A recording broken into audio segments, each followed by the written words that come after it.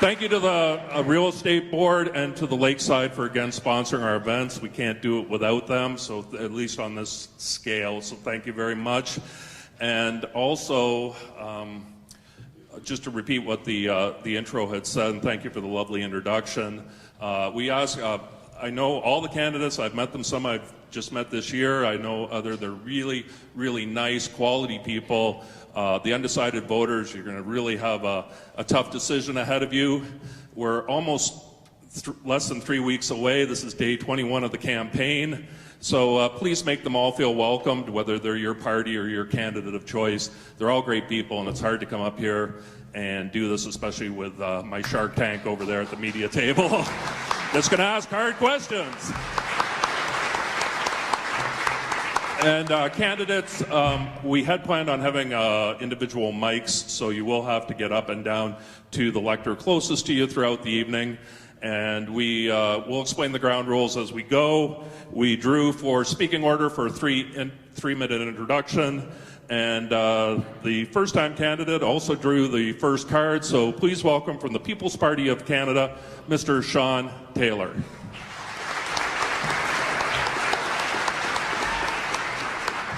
Thanks, James. Hello, Penticton. My name's Sean Taylor. I grew up in Vernon, BC. Graduated in '91 from Fulton. Go Maroons. A little bit about me. I had a varied work history. I spent about 10 years in the kitchen. Built houses for a while. Had my own company servicing boat lifts throughout the Okanagan for a while. I had a daughter, Alyssa, born in 1997. In 1999, I moved to Calgary. I did my emergency medical technician at SAIT there. I moved to Northern Alberta after that and worked Advanced Life Support Air Ambulance, flew all over northwestern Canada, and was a member of a couple volunteer fire department rescue places. After 2 years in high level, kind of missed the world a little bit, came back to Calgary.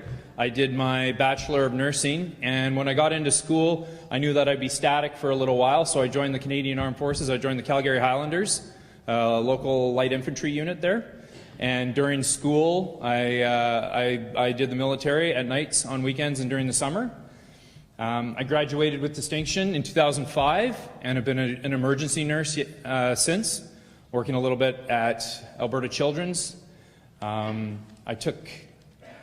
In 2008, I went and did some extra training with the military in psychological operations and started my workup training and deployed to Afghanistan in 2009 and 2010, where I was second in command of a tactical psychological operations team that worked with the Canadian Battle Group with the 1 PPCLI battle group based out of Kandahar.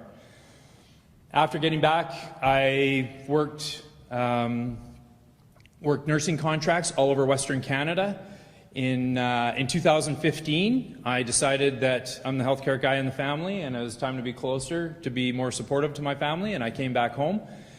And I've been working for Interior Health since, in Kelowna, Vernon, and Penticton, in the hospitals there. 2015, I started paying a little closer attention to the news, and I was shocked at what I was seeing, what was going on with my investments in the Canadian energy space, and the dialogue that was happening. There had been a culture shift. I was busy working, busy doing life, and I think, like a lot of Canadians, it's sometimes easier not to watch our political process here. Trying to get a grip on what it was that I was seeing, I started doing some more research. I came across people that were shouting truth to power. A couple of them Canadians, Jordan Peterson, one of them, Dave Rubin, the Weinstein brothers, and I came across Maxime Bernier. And for the first time in my life as a Canadian, I heard a politician saying things that resonated with me. Right? I think this election in 2019 is about leadership. When I hear the Prime Minister of my country say that we have no Canadian identity and we're a post-nationalist state, that frightens me and angers me. Right? Politics. Still good. It was at a time when the Harper government was ignoring science left, right, and center, where scientists were being muzzled, some of them my own colleagues that worked for the federal government. So I entered politics specifically to be a voice of science in Ottawa. And I was fortunate enough 4 years ago to be elected as your MP. And over the last 4 years, I've learned a lot about how to become an effective MP, both in Ottawa and here in this riding. In Ottawa, I was the vice chair of the Natural Resources Committee. I worked in a collegial and collaborative way in Ottawa to make sure that I could represent the priorities of my priorities and the priorities of this riding there. I tabled 6 private members' bills in Ottawa and managed to get 3 of them put into practice by the government, and that's an enviable record for any MP. Thank you.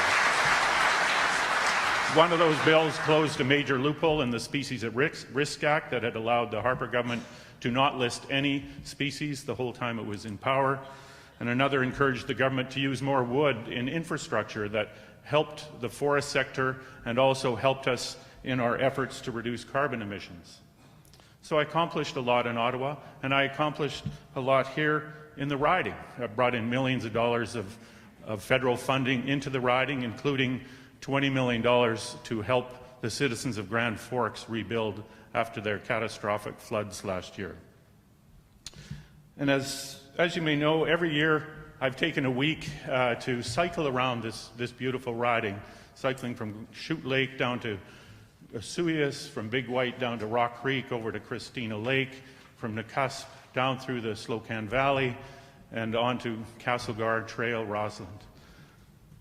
And, you know, as I cycle along, I often think of the words of the Okanagan song. It's a song you often hear before every major event here in the valley.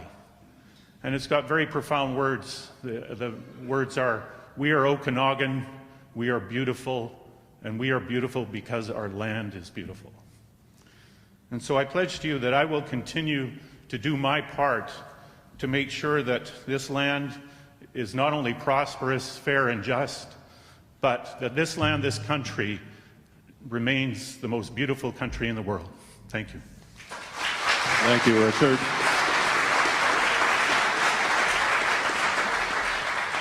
And drawing the 5th and lucky spot, our last opening remarks, our Liberal candidate, Ms. Connie Denisek.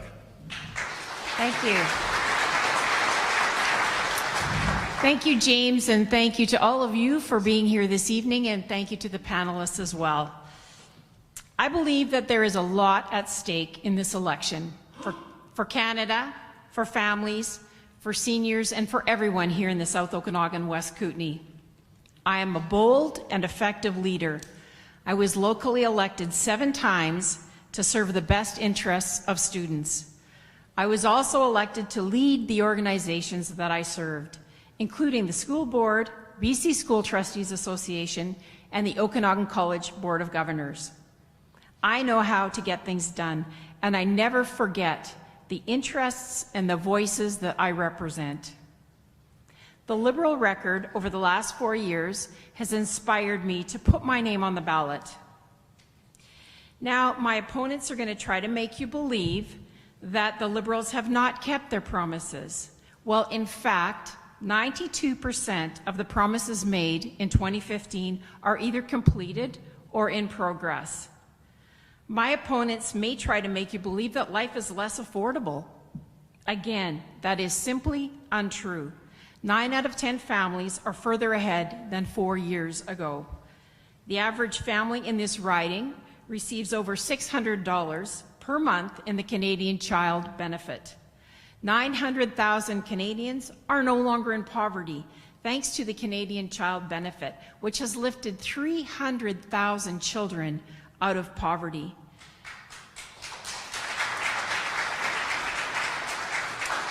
Also, the increase to the seniors' guaranteed income supplements. My opponents might say that the economy has been managed poorly. Once again, not true. Canada has had the fastest growing economy in the G7 nations. Wages are rising faster than the cost of living, and our debt to GDP ratio is shrinking. We have the lowest unemployment in 40 years. We have an expansive riding with an inherited infrastructure deficit. We have been underrepresented by our Member of Parliament with the third-party status. Conservative governments don't invest in infrastructure. Instead, they favor austerity, cuts in service, and hand out tax cuts for the wealthiest Canadians. The Liberal vision for Canada is based on strengthening our economy and investing in Canadians, like taking serious action on climate change and increasing support for students and seniors while helping small businesses and families to get ahead. I have spent my life in the South Okanagan. I know this riding, its people, and our issues. My candidacy is about working hard in a riding that I know and that I love. I will boldly stand up for the people in the South Okanagan West Kootenay as your champion in Ottawa. Thank you.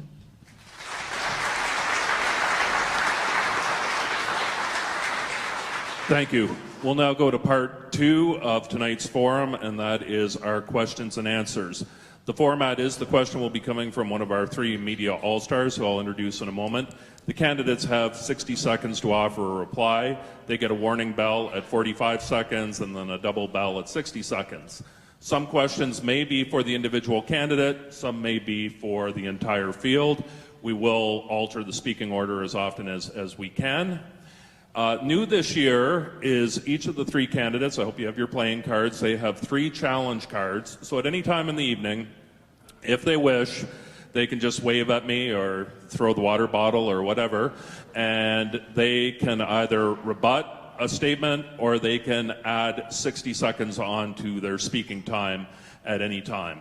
So we'll see how it goes and hope for the best. Please welcome our first media all-star, and she is with CBC Radio. Please welcome Ms. Sarah Penton.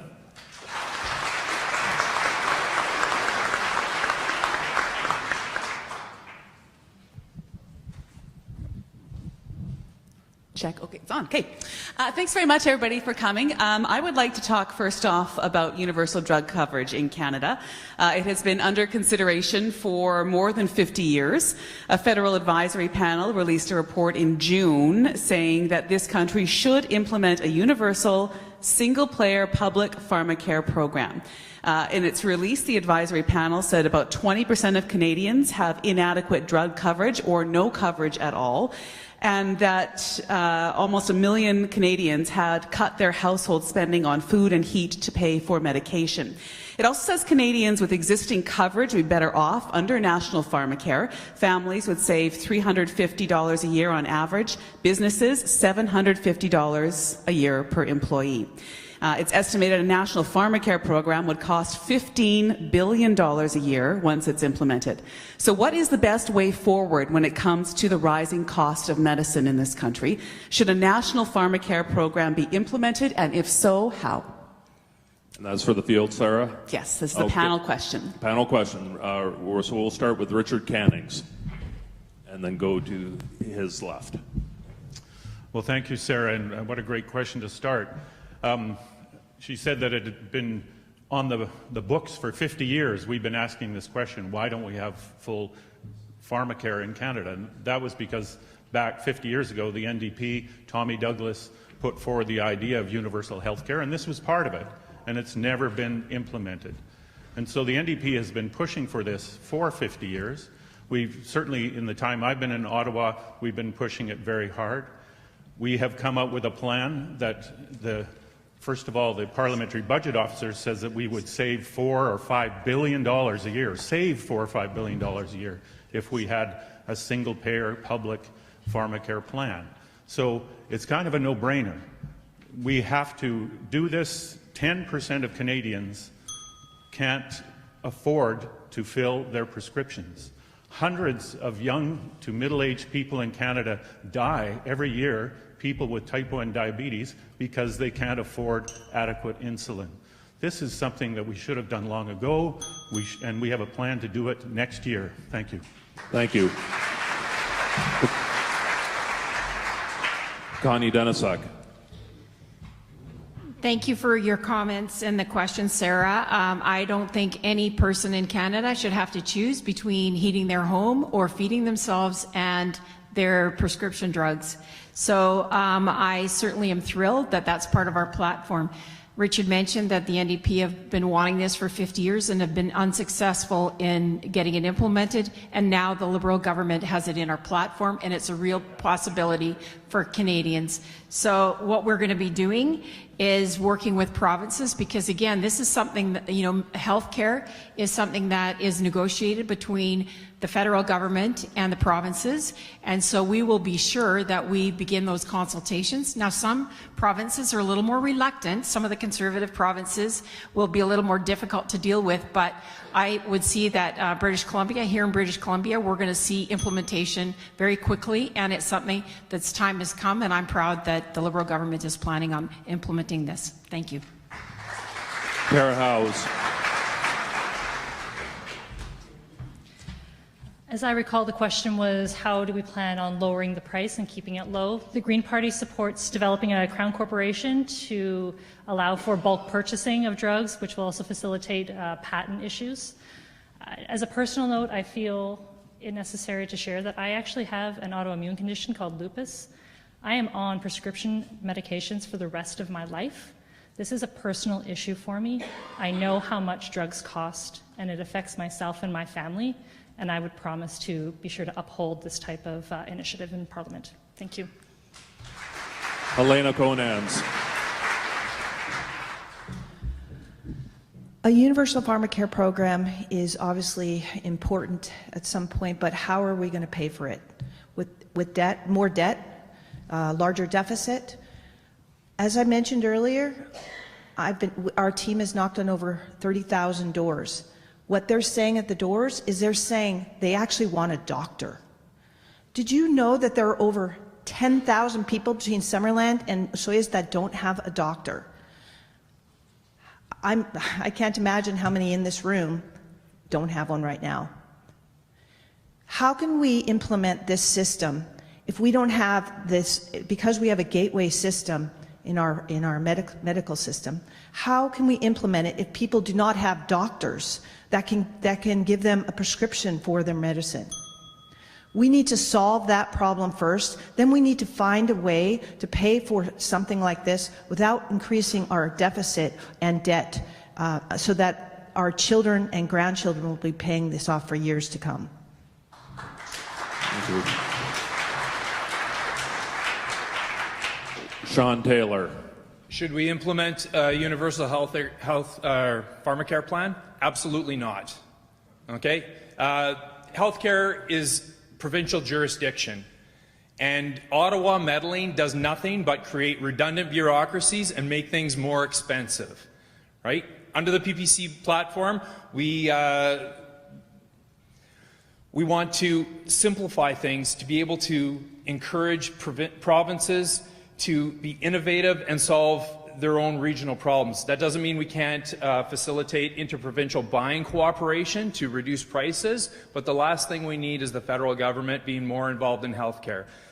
It's not surprising that my colleagues up here want to create more government programs and create more of a bureaucracy, but that's not what we're about, right? We're about smaller government, streamlining things, and giving power back to provinces to make their own decisions. All right. We have our first challenge card of the night, so 60-second rebuttal from Richard Cannings. Yeah, well, I think this is such an important issue, I'm squandering my card right away. First of all, redundant bureaucracy. That's what we have now. We have every province has their own bureaucracy. We have thousands of insurance companies across this country buying drugs on their own to give to people on their plans. We need a single payer plan that would save us, as I said, $4 billion. It's not going to cost more. And the other point I wanted to make, you know, the Liberal candidate said that they are going to implement it. They say they're going to take the first steps to implement it. And that's what they've been saying for years. And what they will implement is a patchwork, you know, covering the people that don't have coverage now, and that will cost us more.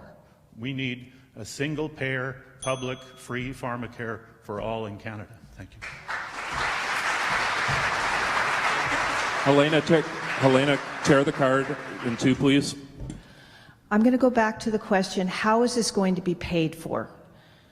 The Liberals and the New Democrats how will they plan to pay for this? Are they going to put it on the backs of business as they do, or small business as they tend to do over and over again? Or are they going to raise our taxes, deficit, our debt? There's no plan to pay for this type of system. And so, you know, we can promise a lot of different things, but if we don't have a plan to pay, and we raise our debt and our deficit for our children and our grandchildren to come, they're going to be paying, and they're the ones that are going to suffer. Thank you. Thank you. Okay, Sarah has a follow-up. And I just have one follow-up question to continue on with what Helena was saying. I would like to ask Richard Cannings. Jagmeet Singh has said that he would like the National Pharmacare program to be implemented within 1 year. The Liberals have said they would start a down payment, and their $6 billion election platform would be for all of their health care promises. But Richard Cannings, I'd like to know, because it's expected to cost $10 billion a year for the initial startup, can you tell me where the money would come from? Well, I'll say right off, just to respond to Helena's comment about how it's going to cost businesses. Right now, businesses are spending about $9 billion a year in payroll taxes to pay for the extended health coverage that gives people the pharmacare coverage. So they will be saving that money right away. It'll be a big savings for companies. That cost will be taken on by the government. The NDP plan to pay for that is through one of two things. Right now we have an expanding gap between the wealthy and the poor in Canada. The rich are getting richer. We want to tax the top, not 1%, the top 0.1% of Canadians, those that have wealth of over $20 million. We are going to tax them 1% of that wealth each year, and that will raise that amount for pharmacare for all.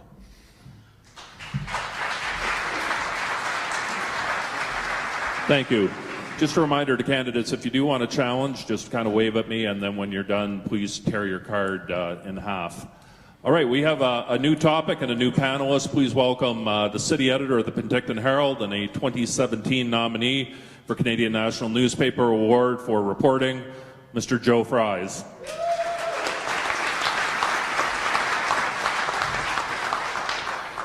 Thank you for that terrific introduction, James. This is another question for the panel.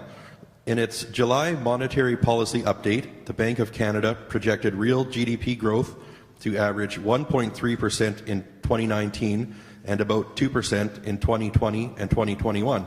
That sounds good on paper, yet all the major parties say they would run deficits for the foreseeable future. So if this isn't the right time to balance the federal budget, when is? And we are switching the speaking order, so we'll go first with Connie Denisuk. Thank you very much for that, Joe. Now, I'd like to just begin by expressing that the growth in GDP is a true test to the economy, the booming economy that we now have. As I said, the fastest growing economy in the G7. And what happens when the economy grows, it allows us to grow the pie. So, as I mentioned earlier, our debt to GDP continues to shrink. And our plan, the Liberal plan over the next years, is to gradually decrease the deficit. And part of the reason we can do that is because we have grown the economy.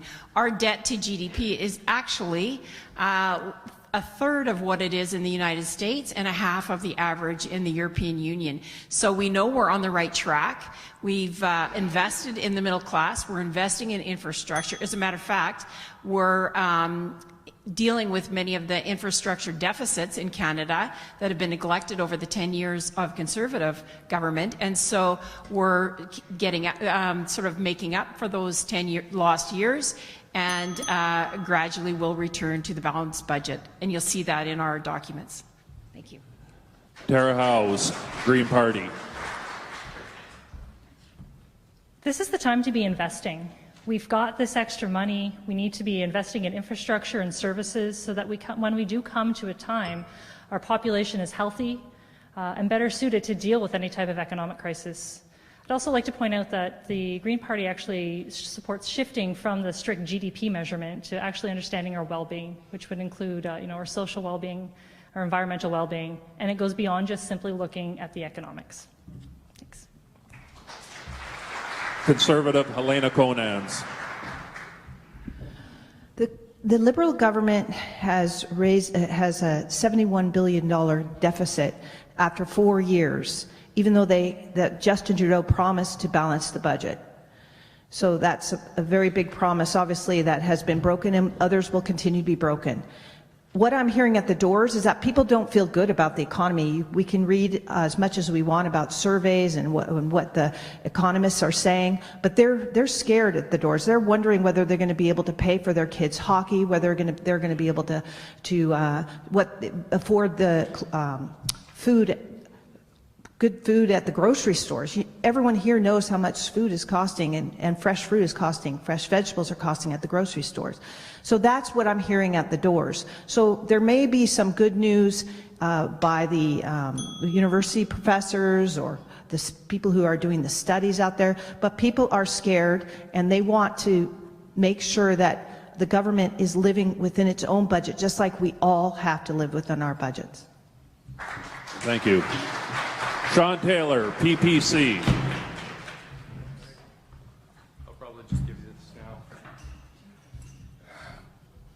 Yeah, things are great, right? Budgets balance themselves. We're the only party that's promising to balance the budget within 2 years. Andrew Scheer made this promise a couple of years ago as well with Max, but he's asking for 2 terms now. All the promises that they're getting, I don't know if you're familiar with our tax plan. We've simplified it. We've increased the basic minimum from $12,700 to $15,000. 15,000 or 15% on anything over up to $100,000. 25% on anything over $100,000. We're going to completely abolish corporate welfare and subsidies and get rid of the capital gains tax. Okay? But we're going to do that after we balance the budget. Okay? These things take time. You don't get money for nothing. Right? The Liberals have been running a massive deficit. The Harper government before, on the good times, on the bad times, except on the election years, they managed to balance it. Right? We're doing things a little different. I used my card. Yep, 60 seconds more. Yeah. We need to stop enslaving ourselves in the future. Right? Our kids are going to be paying for this. The deficits that we're running, like. You can only tell us the economy is doing great so many times. 50% of households are 2 weeks away from insolvency, right? The cost of living has gone through the roof. With the carbon tax, you couldn't develop a better tax to make everything more expensive. We live in a large, cold country. It takes a lot of energy to do anything here, right? We're going to get rid of the carbon tax. We're going to unleash the private sector and get things back on track. And then we'll start to do things like infrastructure and your tax cuts. Right? These boutique tax cuts that everyone's offering up here, they're not going to solve anything. They're just buying your votes with your own money. Okay? We're not making promises that we can't meet. We're going to balance the books and get back to business. Thank you. Sean, if you can just please tear up one card, please, one of your 3 cards. Okay, yep, just thank you. Richard Cannings from the NDP. Okay, I just want to take this opportunity to dispel a myth I hear in the press, I hear on the doorstep. People say to me, I love the NDP, I love your policies, but you don't know how to manage money. And I just want to point out the facts, that this is completely opposite from the truth. And this is based on, of course, provincial governments, because we haven't had an NDP federal government in Canada, or we would have had pharmacare 50 years ago. And first of all, New Democrat governments have balanced their budget 40% of the time, compared with 33% for Conservatives and 23% for Liberals. 40, 33, 23. That's balancing budgets. Deficits under NDP governments have averaged 0.5% of GDP compared with 1.1% for Conservative and 1.3% for Liberals. And lower spending. People think the NDP spend. We actually spend less than the Conservatives and Liberals. 21.6% of the economy versus 22 and 24. So an NDP government uses your money wisely. Thank you. And using her first challenge card of the night is Connie Denisek. Thank you. I'd just like to dispel another couple of myths that we just heard from the Conservative candidate. First of all, 75% of the debt in Canada has been accumulated under Conservative governments. And I just heard her reference. I also heard her reference that the massive debt of $27 billion for the Liberals this year, coming year, and she called it massive. So I wonder what she would call the $55 billion of debt in 1 year under Stephen Harper. And so the other thing that I also wanted to mention is when when the Conservatives did try to balance the budget, you'll remember they sold the family silver. They sold GM shares for pennies on the dollar. And what's really disturbing to me is they left $1 billion unspent money for veterans in Canada. And that was not acceptable. Thank you. No other challenges on the floor, and a welcome to our Penticton City Council who came straight over from their meeting. So thank you for joining us, City Council. Our third member of the panel and his first question of the night, the news director from Penticton Castanet, and also a double winner tonight for Best Hair and Best Dressed Panelist, Colin Dacre.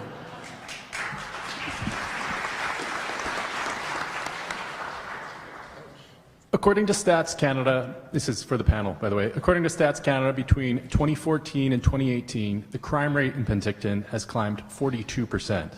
While violent crime rates have stayed low, property crime has become a major problem for this community.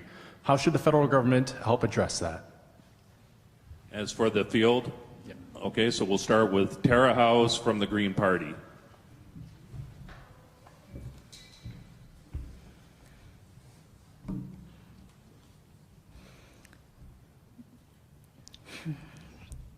Property crime, it's usually indicative of other issues. And so if we look at underlying reasons for that particular crime, usually things like petty B&Es or car break-ins, whatnot, it's a result of a poverty issue. And like I said, I've worked on these types of issues in the past when I lived in northern Manitoba. And we have to address things like addictions and why people are breaking into other people's houses to start with. And so we can look at alleviating initial costs and providing adequate mental health care, providing housing, providing the social work and the wraparound services that people provide. Petty crime is just that. It's not a fundamental... We can address these things through harm reduction techniques. And like I said, I have had effective solutions in Thompson addressing graffiti related to gang violence. And I feel in Penticton, all right, I'll leave it at that. Thank you. Thank you. Helena Conans. I've been working on this file with the City Council for 7 years, and it has been very difficult. It does include problems, very varied problems, including homelessness, drug addiction, mental health, and they all need to be separated, and so that they can all be addressed as separate issues. But one of the things that we did when we were on City Council was make sure that there was housing built, and that will open in a few different places. There has been housing built in a few different places in Penticton to help with the homeless and those destitute. But the problem is that the mental health and the addiction services were not included with that housing. So that's where we're going to have to make sure, team up with the provincial government and help with those other services that need to come with housing, or else the crime rate is going to grow. There's no such thing as petty theft. Everybody here who has a crime, something crime-related happen to them is scared, and it's not petty. Sean Taylor, PPC. So, governments are notoriously bad for dealing with problems that are multifactorial in causation. This is one of those things. I don't understand when we started letting our community, surrendering our communities to these populations, right? The amount, I'm a frontline emergency worker. I deal with this population every day. And the fact that communities are choosing to forego law enforcement and just let them get away with this. It's not like we're spending money on the problem, right? And we're not the first ones to have these problems, right? I was talking with a gentleman just before on not harm reduction, but the Iceland problem. You know, the opioid addiction problem that's going on in this country right now. We've been doing opioids for thousands of years. Like, we're not the first country that's dealing with this. We need to look at previous countries and how they dealt with it and start being innovative with these things, rather than just throwing more money at it, creating more government programs that are ineffective. Thank you. Richard Cannings. Well, thank you. And this is certainly something that I hear on the doorstep here in Penticton. I've been affected myself. I had 2 bikes stolen from a shed in the back of my yard on a 1-acre property on the West Bench.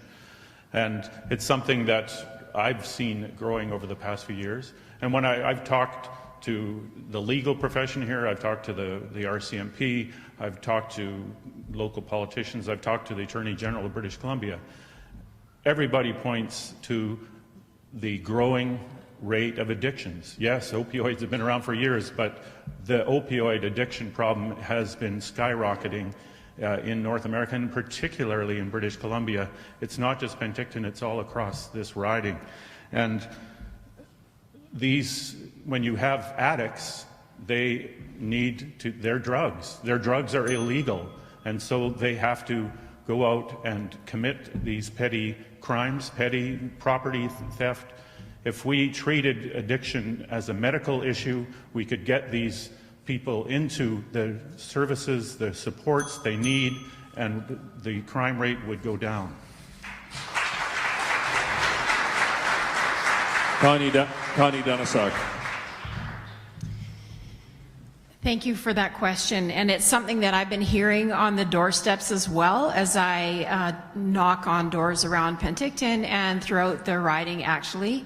And so it's something that I've spent a lot of time thinking about and researching, and I really do believe that the crime that we're talking about is very much interconnected with some of the other issues that we see, social issues such as addictions. And I really do think that the solution is also multifaceted, and it's going to take time. Now, when I was with the BC School Trustees Association, I was known for bringing people together around a common vision. And I don't think this is going to be easy or fast, but I have the courage to care, bring people together. The community is even somewhat polarized around some of these issues. So bring the community together, find a common vision, and work together towards solutions. So that's what I'm committed to do. Thank you. We have 2 challenges on the floor. Helena Conan said showed her card first, so she has 60 seconds to rebut what's been said on this topic. We need to make sure that we separate problems having to do with mental health, having to do with addiction, and we have to make sure that those are addressed.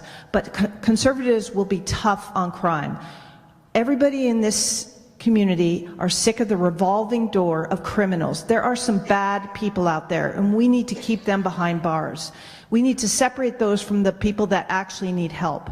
And conservatives will help with that by being tougher on crime, making sure that those that are committing the serious crimes and multiple crimes, we are going to help those RCMP, keep those people behind bars and keep us safe. Richard Cannings is the second of 3 candidates to rebut. Well, I want to say, for once here tonight at least, I almost totally agree with Helena that we have to separate the problems of homelessness, of mental health, of addiction and crime. They're interconnected in small ways. Homeless people are generally not drug addicts. They're people who are, facing other problems. The NDP will fight. We will decriminalize drugs, but we will not legalize them. We will still fight the gangs, the people that are selling those drugs and killing our people here in Penticton. If you go out and talk to drug addicts here, these are people who need our help. They are suffering. They are brothers, fathers, mothers, sisters. They want to be brought back to their families, and we have to help them do that. Thank you. And using her first challenge card, tear it in half, please, Tara, is Tara Howes.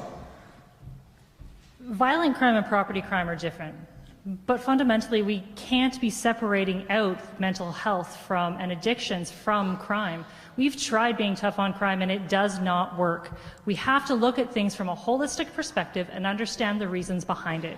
There are systemic issues in place that increase gender-based violence, that affect race-based violence, that affect sexual orientation-based violence.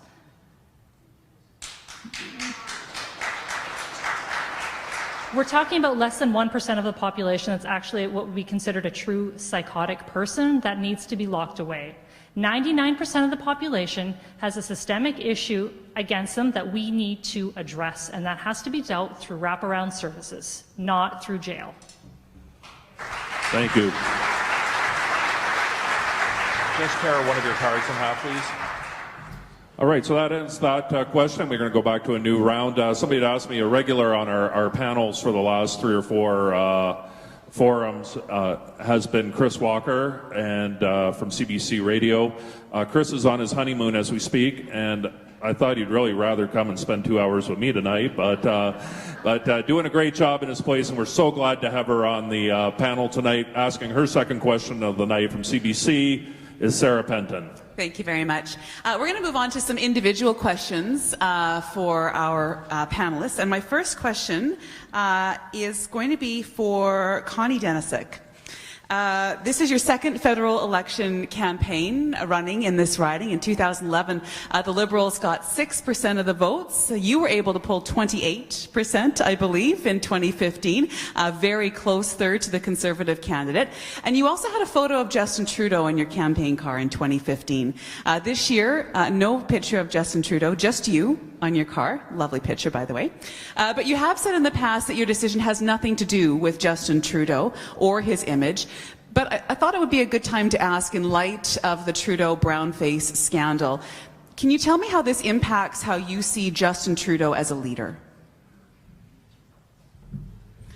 And just as a follow-up, as you continue through, and I'd like to know how this might, what concerns you might have in terms of Justin Trudeau's credibility on a world stage when it comes to these images being public now. Yeah, so thank you very much for the question. And I, as many Canadians, was very disappointed to see the pictures from 20 years ago, the brown face images that we all saw all over social media. I was not happy to see that, and I was disappointed to see those photos actually. But at the same time, I absolutely know by the Prime Minister's record that he is not a racist. He enjoys dressing up, as he said, and I'm glad he's apologized to Canadians for that. Now let's go to my car. It's really interesting how much attention the Conservatives have given to my car. And while they've been focusing on my car, I've been focusing on the people in the South Okanagan, West Kootenay, which brings me back to the different picture. 4 years ago, I was not well known in the West Kootenays, and I'm well known in the West Kootenays now because I've spent a lot of time there, and I've worked hard, and I've door knocked, and I've met people there. And so 4 years ago, I connected myself with the leader at that time. There was also a problem between, I'm going to use one of my cards so I can continue to finish this. There was also a bit of a problem with the provincial Liberals versus the federal Liberals. People were saying, we don't really know particularly in the West Kootenays, we don't really know the difference between, or people aren't, we need to differentiate between the provincial Liberals and the federal Liberals. So that was another effort at that time. That's not the case now. We have a provincial NDP government, and I have a new picture. So I'm using the newer picture taken by Chris, who's in the audience here tonight. So I have the new picture on my car. I don't have the picture from 4 years ago because I might get criticized for using an old picture with less wrinkles. So anyway, I stand 100% behind my leader, and I respect what he's done, and I know he's not in any way racist. So I do appreciate the question, and I'm glad to continue my focus on the people of the South Okanagan West Kootenay. Thank you.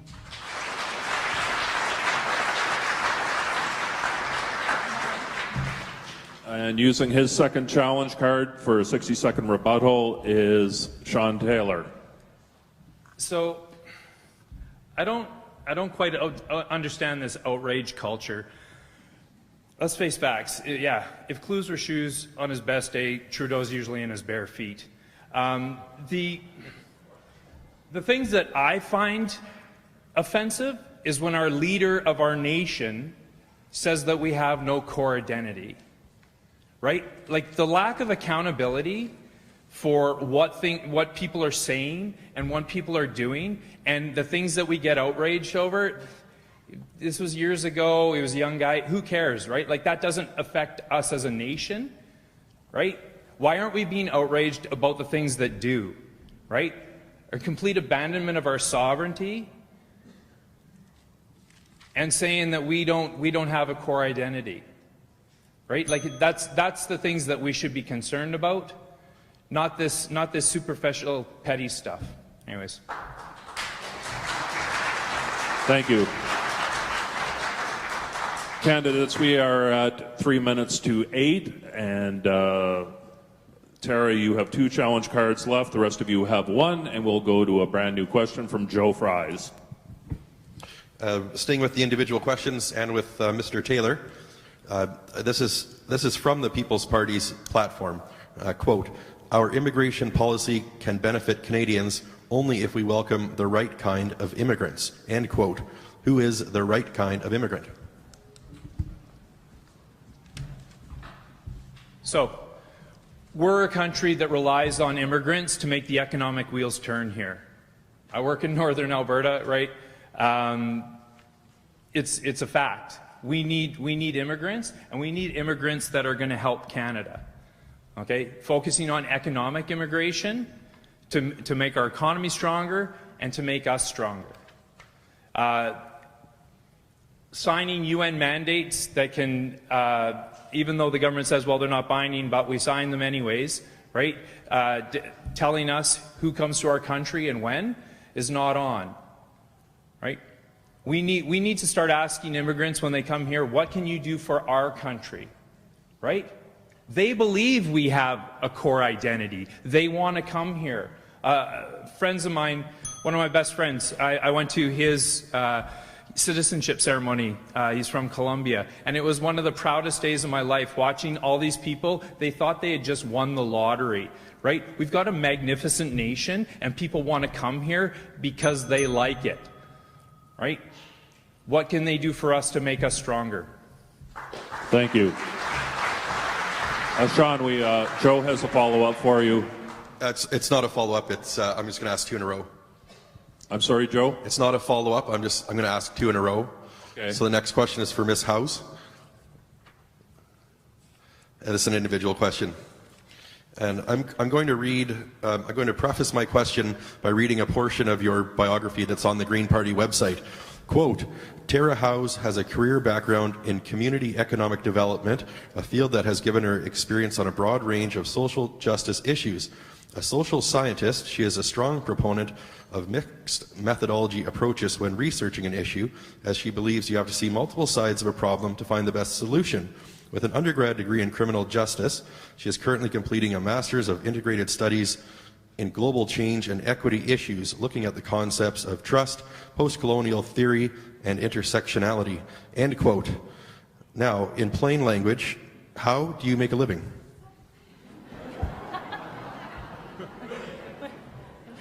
I don't think everyone heard that. What's my job? Yeah, I'm a home-based consultant. I do social science research on a contract basis. I'm a small business owner. In the West Kootenays, we have Selkirk College, so I do work with them in their Rural Development Institute, looking at rural economic development initiatives. For instance, I'm working on a project for a feasibility study on a cooperative home insurance business model. I've worked with the Columbia Basin Trust on things like the Columbia River Treaty. Worked with the Skills Center on women's economic security projects, and that project had a number of spin-offs, including working with mining giant Teck. I hope that answers the question. Okay, thank you. Colin Dacre. This is an individual question for Ms. Conans. The Conservatives have argued that regulation, not taxes, are the solution to climate change. At the same time, Andrew Scheer has criticized Liberal regulations like clean fuel standards. He was also the only Liberal, or the only leader to not participate in last week's climate protests. Why should environmentally conscious voters support the Conservative Party?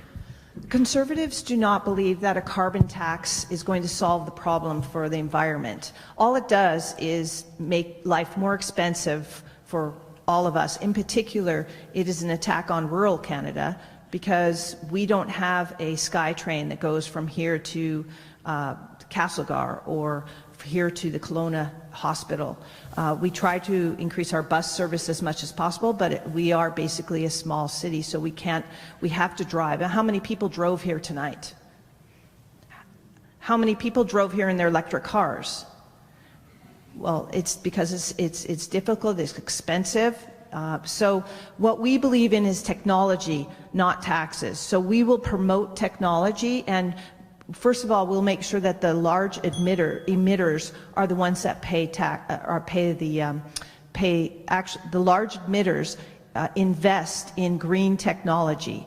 And we have lots of instances of local companies that are doing that here right now. One local company in particular is doing quite a bit. I'll explain that in another, and when I'll come up to the microphone and do it again. I don't want to use my last card. So, but thank you. All right. Sarah Penton. We're going to wrap up our individual questions for now with Richard Cannings. I would like to ask you about LNG in BC, specifically the $40 billion project in Kitimat. Your leader, Jagmeet Singh, initially supported it, but backed down in May and has been unclear. He won't say if he actually supports it. As you, as a politician, as an MP, how do you feel about liquefied natural gas in BC? Well, Jagmeet Singh has always said there's no future for LNG or any other fossil fuel. And, you know, this is a project that is going ahead. Even the federal Greens have said we can't stop it. What the NDP feels is that we have to look to the future and make sure that this kind of project won't be given subsidies in the future. This project is only going ahead because it's heavily subsidized by the government. We will stop those subsidies. And, you know, quite frankly, I don't know what the economic future for LNG is. Last year I was down in Argentina at the G20 energy meetings. Jim Carr, the Canadian minister, these were meetings about the grand transition to a zero-carbon future. Jim Carr got up and said, we want to export LNG and get credit for that. We're getting China off coal. Next in alphabetical order was the Chinese minister, who said, there is no such thing as a clean fossil fuel, and we are going directly from coal to renewables. Thank you. Joe Fries with a new question. Thank you. We'll go back to the panel questions now. Here's my question. It's time to take the gloves off. I'd like to give each of you, the question to each of you is, what is one major hole in one of your opponent's platforms that people should know about?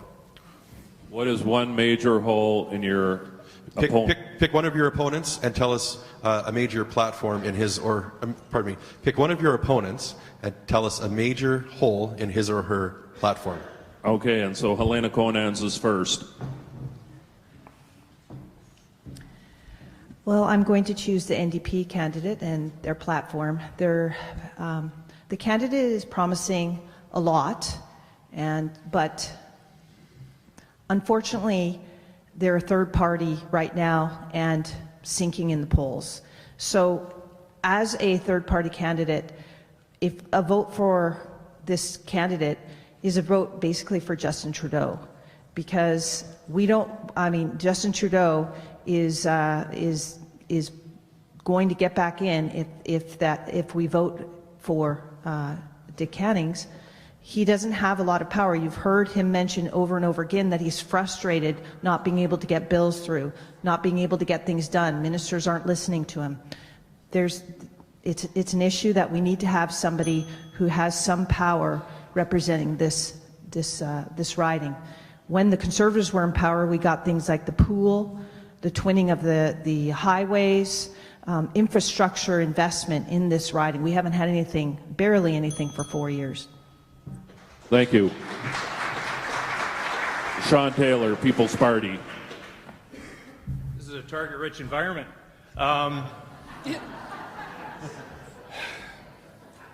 Environmental. I say this is my number 3 reason for being, my main 3 reasons for enjoying the PPC platform. And people look at me like, well, you guys are the climate change deniers, right? Renewables don't work, okay? There's 2 things that are going to take us off fossil fuels, and saying they have no future is completely ridiculous. The future looks like we're looking at peak global demand in about 20 to 25 years. So taking us out of the marketplace and not being able to capture that to pay for all these things that you're offering everyone, I don't know how you're going to do it. But 4th-gen nuclear and thermonuclear. That's what's going to get us there, right? If you want something done, get the Germans to do it. They tried.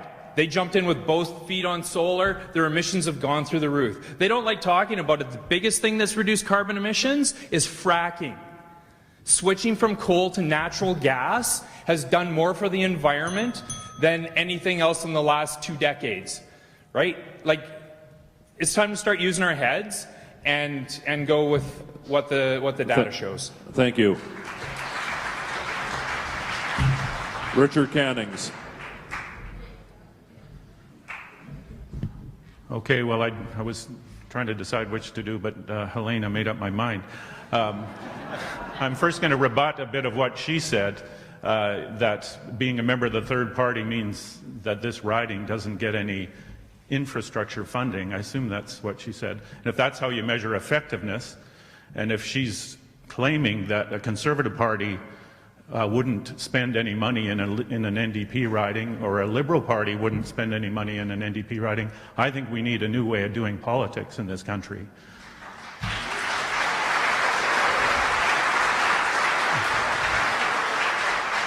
And the fact is that I've actually been very effective in getting infrastructure funding into this riding. And we've brought in $20 million into Grand Forks to help them there, $4 million for expanding the trail airport. I could go on. Just to poke at a hole in their platform, I would say saying the carbon tax is making everything more expensive. You know, this is the quickest and cheapest way to reduce fossil fuel or greenhouse gas emissions. We should embrace it and pay it gladly. Thank you. Liberal candidate Connie Denisak. Thank you. And before I point out a concern that I have with the platform, I just want to mention that Richard Cannings mentioned that he brought in a lot of money into the riding, and that infrastructure money would not have occurred under a Conservative government. Just want to make that very, very clear. So the hole that I'm most concerned about is in the Conservative platform, and it's really around some very important social issues that deal with equality, and that is women's equality, the right to choose, and it's also LGBTQ rights. Now,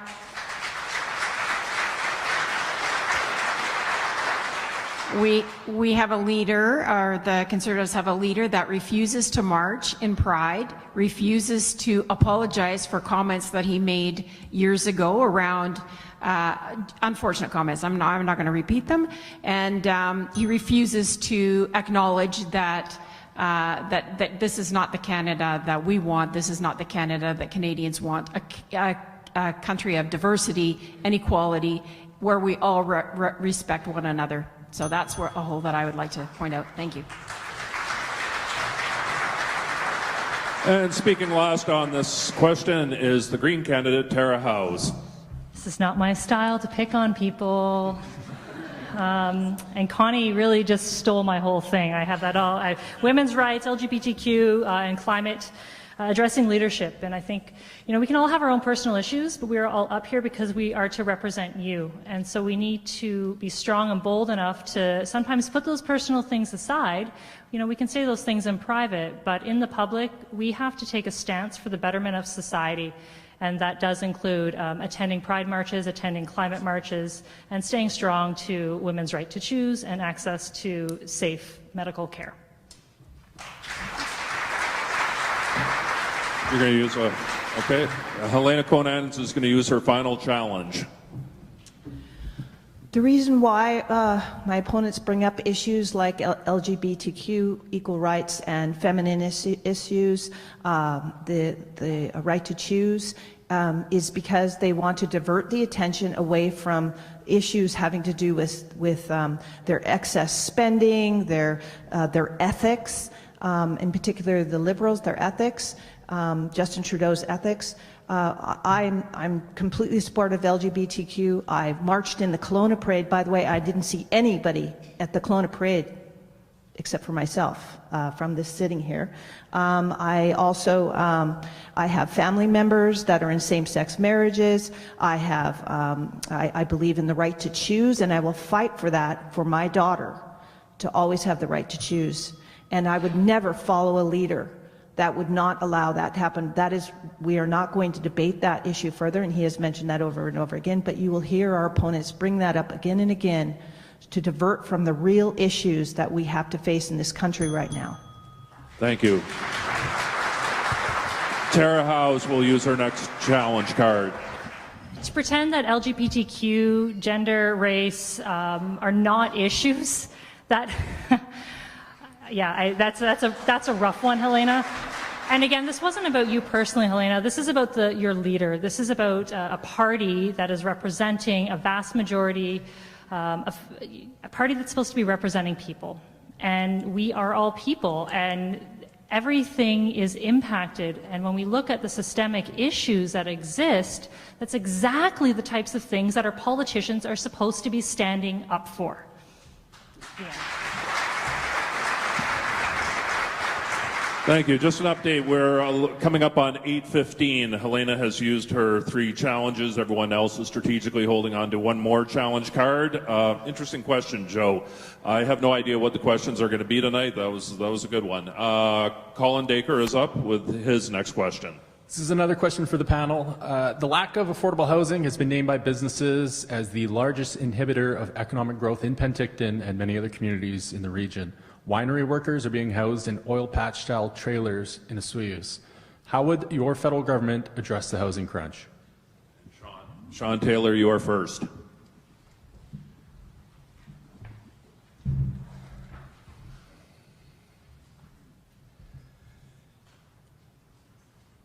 I need a second to think about that.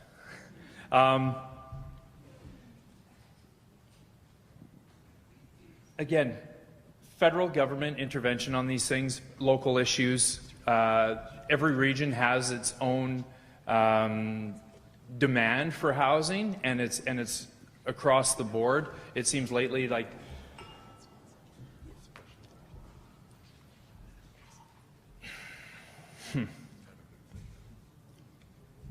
I'm just going to go back.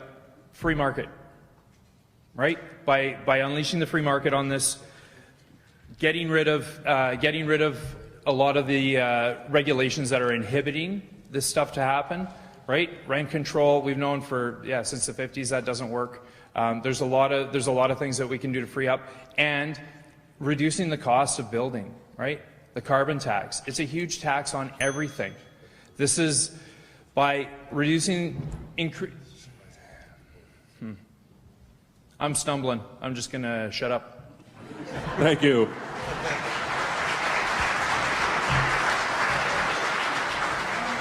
Richard Cannings. Well, thank you. And I would first say that this is not just a local issue. This is probably one of the main issues of this election across the country. It's certainly an issue here in this riding, especially in the Okanagan. I can list so many ways that this issue is affecting not only individual people and their lives, but the economy. I talked to a fellow who has a company in Oliver. He wanted to hire 2 high-tech people to come and get his company really growing. He could only bring in 1 because he had to spend the other money to buy a house for that first person and rent it to him because there was no place for that person in Oliver. Another very ironic one, a group of organizations in Penticton got together, got some money to hire someone to work on the affordable housing problem in Penticton. They couldn't find housing and left. So this is something that we have to face. The federal government got out of the affordable housing game 30 years ago, the Liberals and the Conservatives. We're 100,000 units behind, and the NDP will make up that difference. Thank you. Connie Denisak. Thank you, Colin, for that question. And I think it's one that I hear on the doorstep over and over again, not only here in Penticton, but throughout the riding. And I am very pleased that the federal government is beginning to implement the first ever national housing strategy. And that comes with an unprecedented $40 billion attached to it.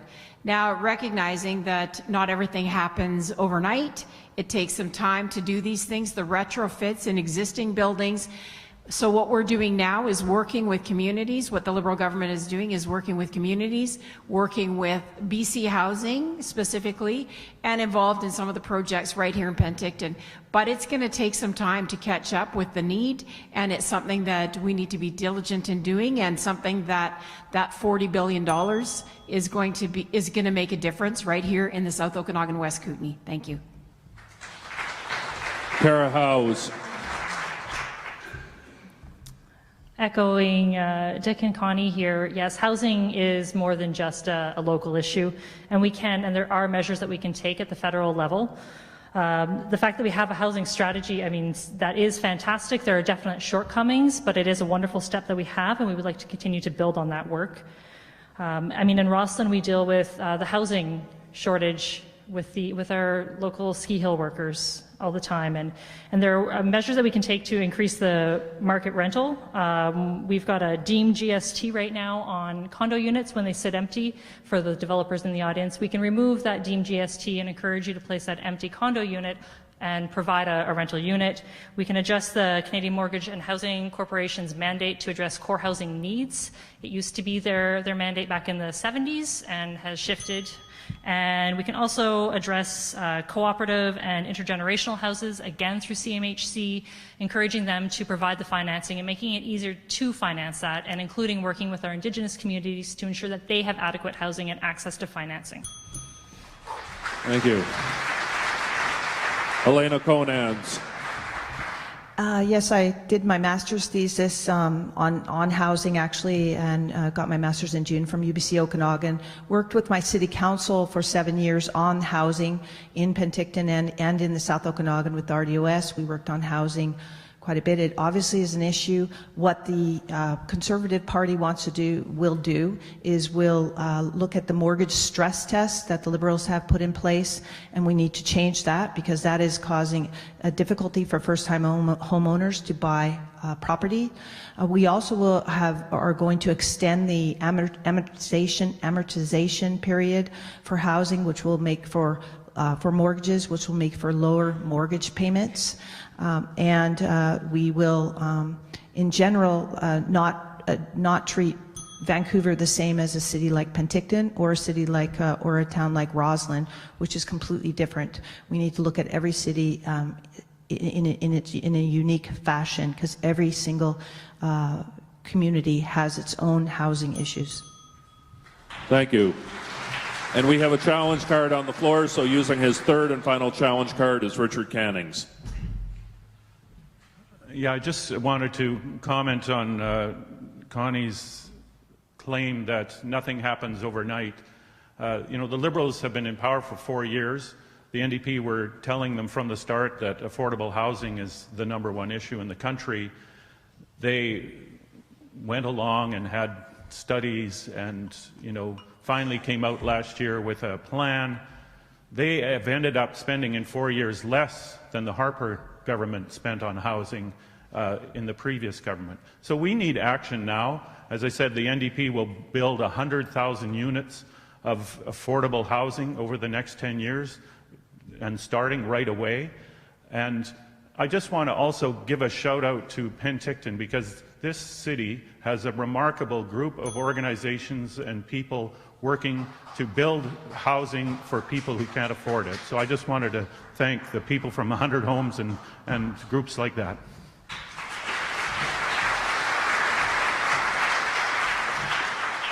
Thank you. For those who are watching at home on Castanet, this is the Penticton Herald's All Candidates Forum at the Penticton Lakeside Resort. Sound is provided tonight by SW and our great sound man, Ben, courtesy of the South Okanagan Real Estate Board. Thank you to them for their participation. Going back to the media table for a new question is from CBC Radio, Sarah Penton. Thanks very much. I'd like to ask about gun control next. The federal parties have very different policies on gun control.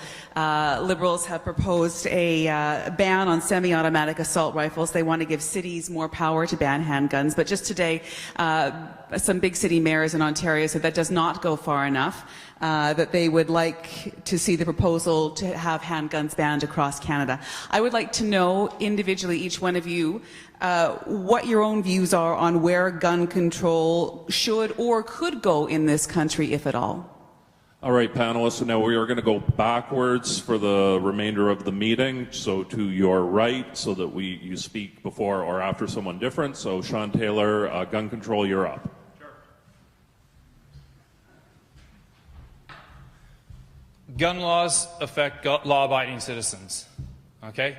Under the People's Party of Canada, we would repeal C-71 and C-68, draft up new gun legislation that promotes responsible gun ownership and putting the focus on gun crime rather than law-abiding citizens who happen to shoot recreationally, right? We think it's piling more laws on. I used to be a recreational shooter. I used to, in the military, I was on a combat pistol shooting team. I shot a lot. It became such a hassle, I stopped doing it, right? If you ban guns, you're going to make a lot of good people criminals, right? People committing gun crime don't go down to the local RCMP, get a permit to convey to the 7-Eleven and back to their home. It just doesn't happen, right? These piling laws on law-abiding citizens is not the answer. It's enforcing the laws that we have and going after gun crime. Thank you. Helena Conans. We definitely do not want to treat law-abiding citizens like criminals. So a blanket law on firearms, and one that treats Toronto the same as Penticton, will not work. What we need to do is we need to make sure that we have strong background checks, stronger background checks. But we also need to make sure that guns are not getting across the border, because that is where the guns are coming across, at border crossings. So we need to make sure that they're not crossing the border anymore. We need to stop straw sales of firearms, which means the resale of firearms. But again, we need to make sure that law-abiding citizens are not treated like criminals. Thank you. Tara Howes. Guess what, folks? I don't hate guns. We need to keep them out of our big cities. But, you know, a rural need, whether we're hunting or farming or sport shooting even, I actually don't personally see anything wrong with that. We do need to address gun smuggling at the border. This is also an opportunity for me to extend an example of a platform issue that I actually don't agree with in the Green platform, and that's their launching a confidential buyback program for handguns and assault weapons. Who all remembers the long gun registry program?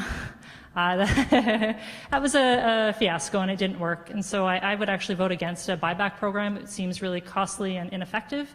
You know, we could, maybe develop an amnesty program where people can, confidentially return their guns, but I don't think the government needs to be spending money buying that back.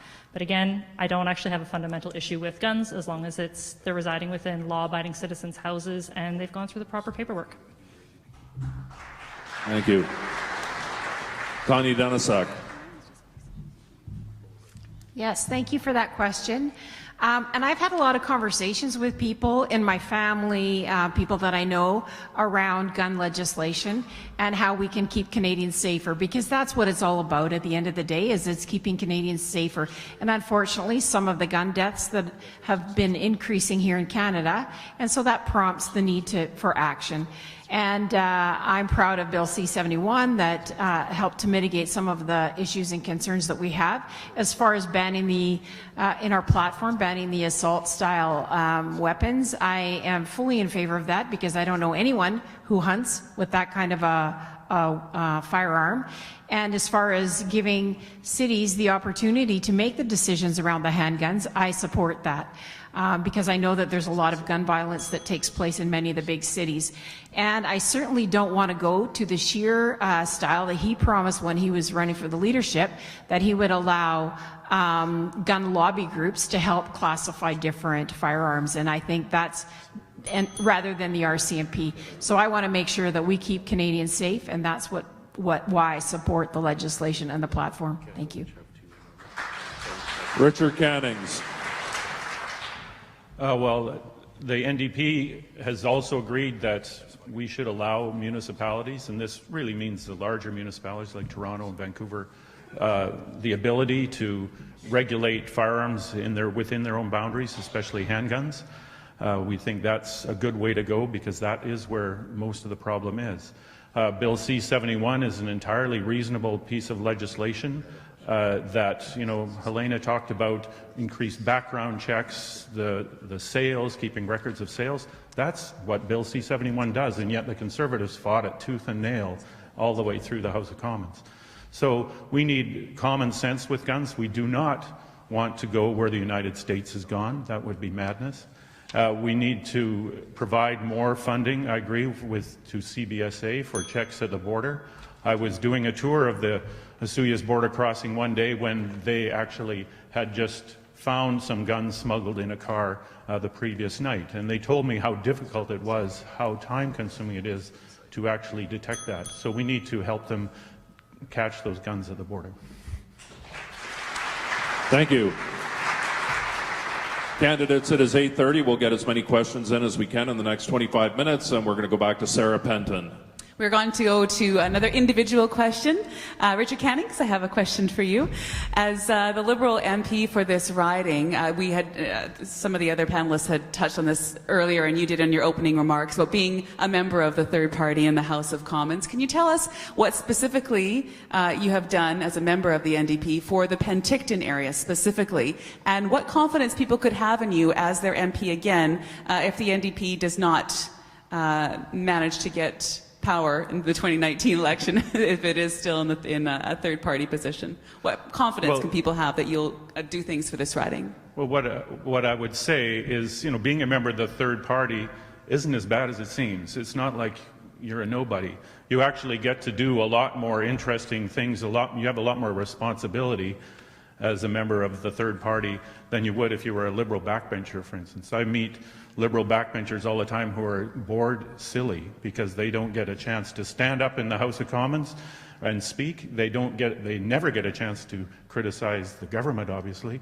And yet I can do that all the time, and that's where I stand up for this riding. I can ask I can ask questions in question period, and I've asked them about every community in this riding, I think. And yet, if you're a Liberal member, you get one chance a year, probably, if that, to ask a question in question period. And it's a softball to a minister, you know, can the minister tell me what wonderful things they're doing? So, as a member of the third party, it's actually, you have quite a lot of responsibility and power to do things for your riding, and I'm proud of what I've done. And can you give us an example of something you have done for this area? Well, as I say, you know, what we do for this area is I advocate, you know, when people are putting in applications for federal funding, I will write letters of support, I'll talk to the minister, I'll hand a letter to the minister, sit down and talk to them. I have that access every day. Ministers come to question period, I can go up to them in the 15 minutes beforehand and say, you know, this group is looking for important funding for this project, please consider it. You know, so that's an important thing when they see that I think it's important, that they will more likely... Not to press, but I'm looking for, are there any specific examples?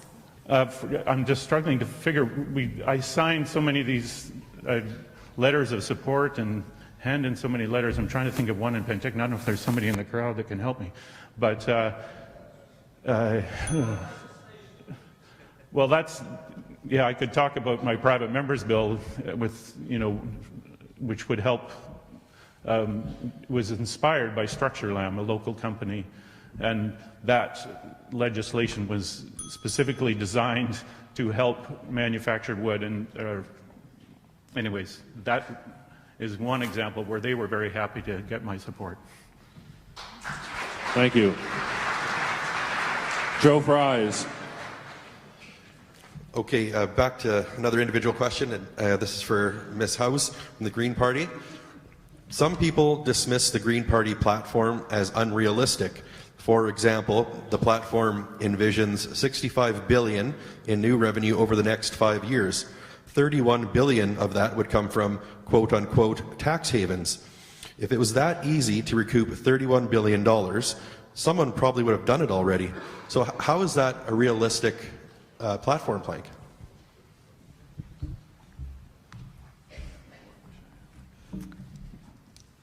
They haven't done it because the corporations are saying don't do it, and they are lobbying government to prevent that from happening.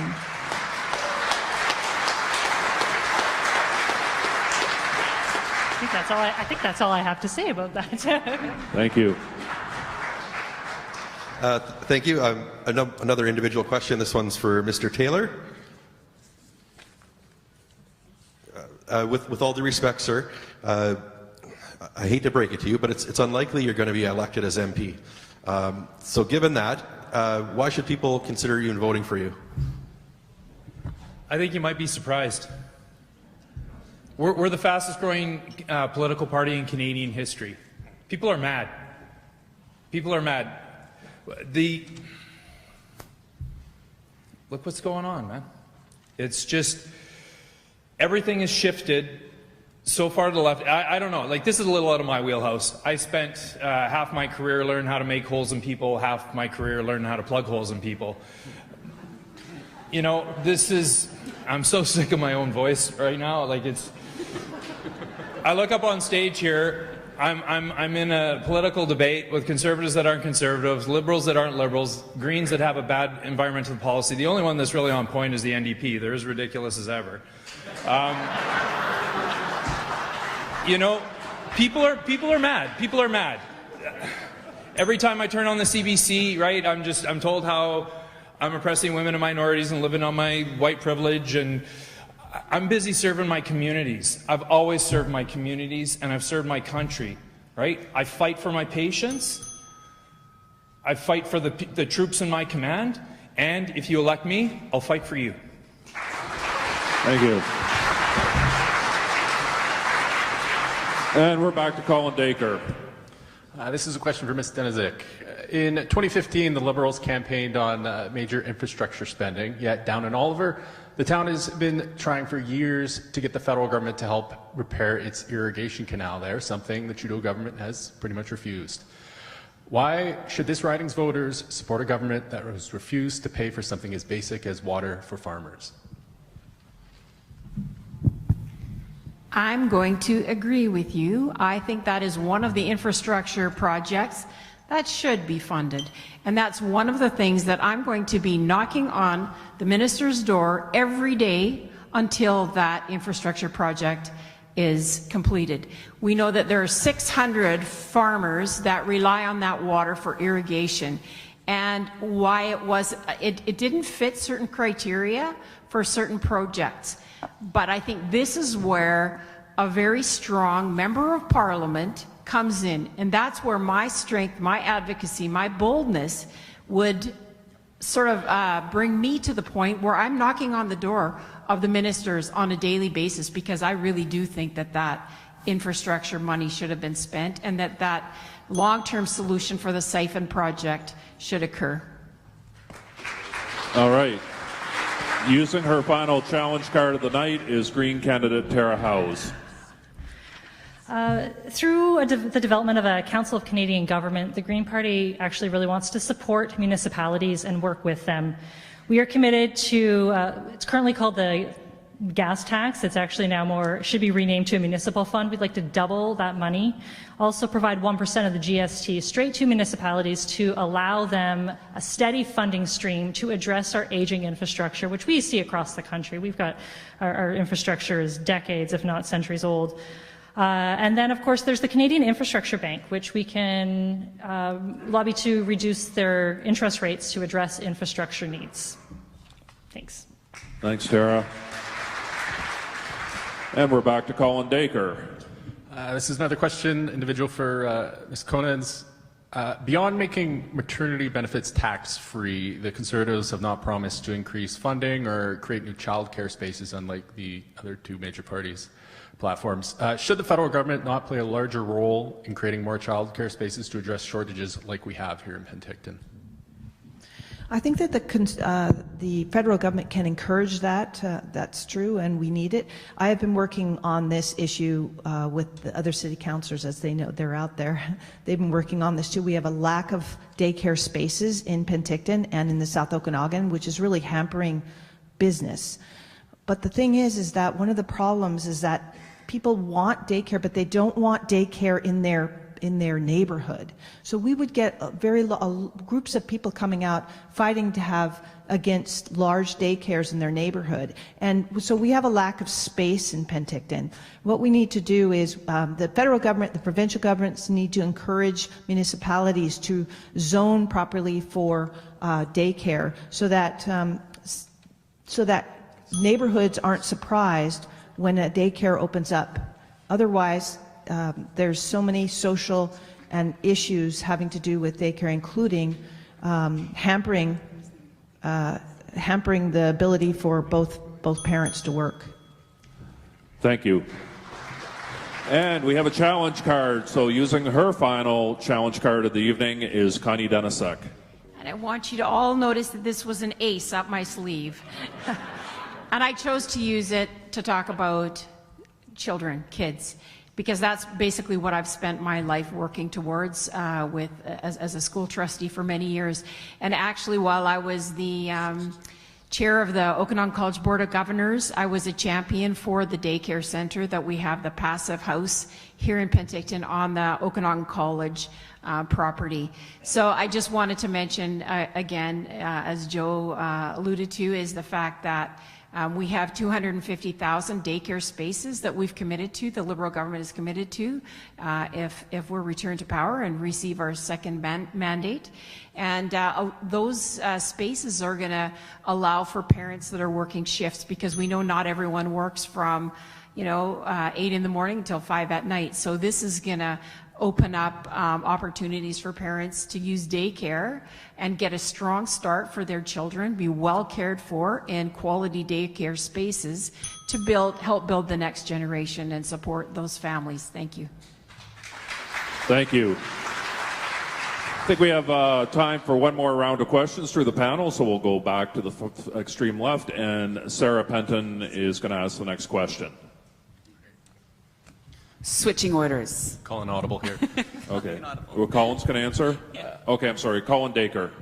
By age, this is one of the oldest ridings, this is for the panel, by age, this is one of the oldest ridings in the country with nearly 30% of residents over age 65. That's a number that's expected to grow in the coming years. How would your federal government make the lives of Penticton seniors better? So the question is seniors. We're going the other way, so Helena Conants will answer first. The Conservatives will make life less expensive overall. We're working on we will cut the carbon tax federally. Of course, there'll still be a provincial carbon tax. We'll have to urge the province to cut back on. That will bring down the costs. We're giving a $1,000 age credit that will actually equal about $350 a year for a couple to save a year, a senior couple to save every year. We will have an $850 universal tax cut that will really help pensioners in particular. That's the average, $850 that they will save a year. And we will put more money in your pocket by making life less expensive. It's been getting more expensive for the last 4 years, and we plan to turn that around October 21st. Tara Howes.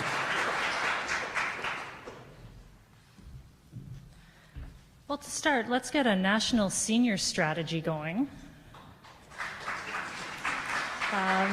Through a strategy, we can actually start understanding needs a little bit better and create a holistic, cohesive, project and plan.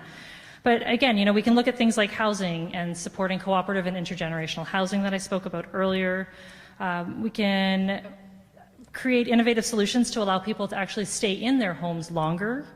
We can develop a dementia strategy. I understand that is a big platform in the Green Party, is to working towards a dementia strategy, and also investing in long-term care beds. When we look at affordability, again, we can look at things like pharmacare and guaranteed livable income. These things can be funded through the elimination of other projects or other funding streams. But ultimately, again, I think we need to start with a national strategy and really understand what are the needs, and working with the provinces, the Indigenous, our territories, and the municipalities to make sure those projects aren't just federally based, but locally based. Connie Denisuk will answer next. Yeah, thank you for that good question. We have the second highest median age in all of the 338 ridings in Canada. We also have the third highest number of seniors in all of the 338 ridings in Canada. So I was very excited to learn that there's some significant initiatives underway for seniors that it will affect people right here in the South Okanagan, West Kootenay, right here in Penticton. So one of those is when people hit the golden age of 75 years, their old age security will go up by 10%. Another one of the initiatives that's promised in our platform is that when a partner loses their spouse, the surviving benefit will be increased by 25%. So I think seniors who have worked hard their whole lives, helped to build this country, need to retire in dignity, and I'm very proud of the plan moving forward. So thank you. Thank you. Richard Cannings. Well, I'd like to talk about pensions here.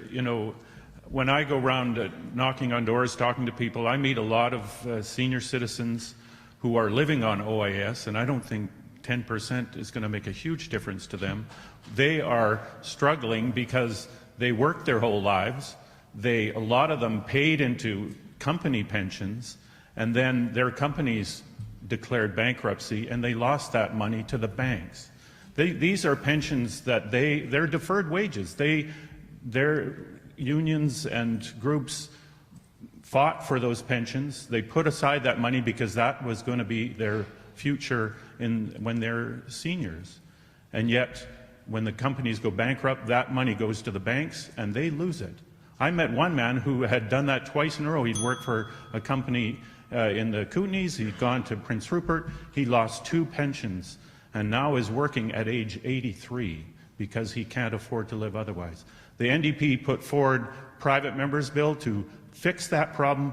The Liberals and Conservatives voted against it. Thank you. Sean Taylor, People's Party. Yeah, we're not going to do anything for seniors. I know that might sound a little funny given the hair that I'm looking at right now in this room. Okay? Our plan's good for all Canadians. All right? Our fair, well-distributed tax plan is good for everyone. Right?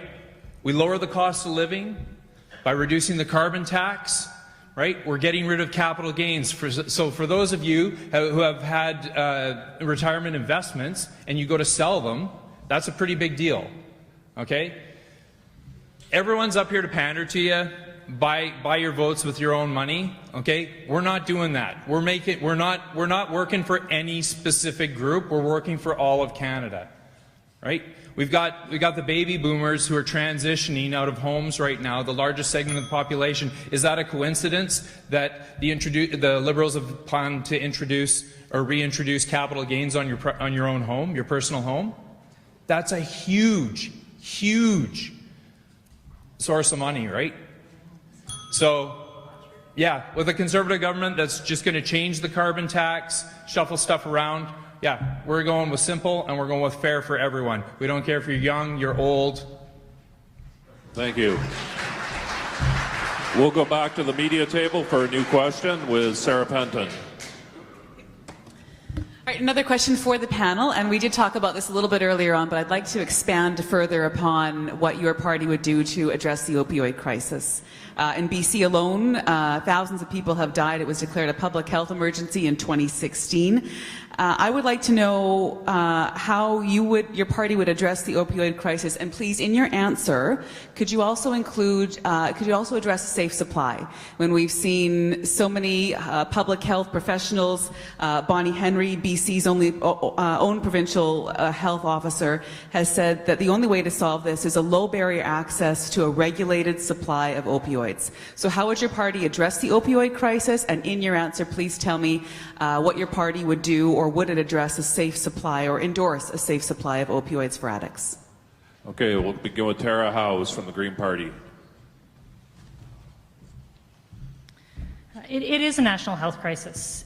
The opioid addictions, they have actually reduced our average lifespan in Canada already. Again, it's a mental health issue. We need to decriminalize possession, provide safe supply, and provide the services to people to safe injections. For those familiar with the Downtown East Side, the Insight project, it's been a phenomenally recognized and internationally studied harm reduction site for safe injection. They've had 0 deaths at their sites for the opioid crisis.